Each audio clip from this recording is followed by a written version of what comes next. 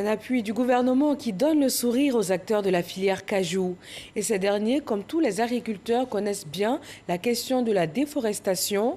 Et sur le sujet, le ministère des Eaux et Forêts a réuni ses partenaires et les acteurs du secteur afin de faire le point dans le cadre de la réforme réglementaire liée à la légalité du bois. Astou Touré.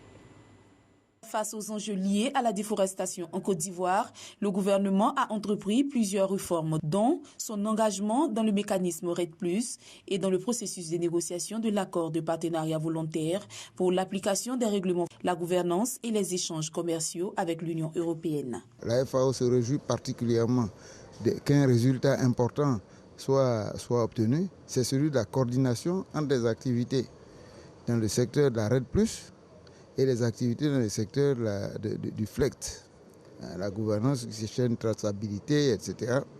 Et tout ce qui est lutte contre les émissions de gaz à effet de serre issues de la déforestation et de la dégradation des forêts. Nous sommes convaincus que cette dynamique, cette synergie et cette dynamique de participation et de cohésion entre les processus FLECT et REDD, notamment dans le cadre des réformes, doit se poursuivre. Ce projet a permis d'identifier, de réviser et d'élaborer les textes d'application de la nouvelle loi forestière nécessaires pour la définition de la légalité du bois. La preuve de légalité du bois est une exigence dans le cadre du processus APV-FLECT et cela concerne aussi les questions de traçabilité du bois.